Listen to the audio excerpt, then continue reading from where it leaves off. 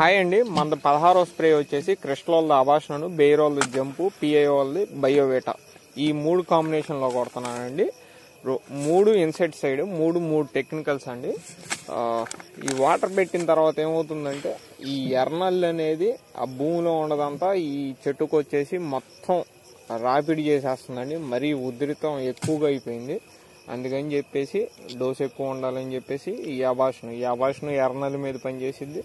ఈ జంప్ వచ్చేసి పూతల పురుగులకి ప్లస్ దోమ మీద పనిచేసిద్ది, ముడత మీద పనిచేసిద్ది, పై ముడత మీద బాగా పనిచేసిద్ది అండి. మన ఈ కొసలు మాడిపోతాయి కదా, అట్లా మాడకుండా కొద్దిగా ఎప్పారుతుంది ఈ బయోవేటా. నేను ఈ 16 స్ప్రేల్లో ఈ 16వ ట్రిప్పు ఈ న్యూట్రియన్స్ ముందు అనేది కొడుతున్నా. ఇంత మట్టికి కొట్టలేదు, ఎందుకంటే మనం ఈ వాటర్ పెట్టిన తర్వాత ఇంకా మెత్తదనం వచ్చి ఆ పూత పిన్ అనేది సెట్టింగ్ అయ్యిద్ది అని చెప్పేసి ఈ బయోవేటా కొడుతున్నాను.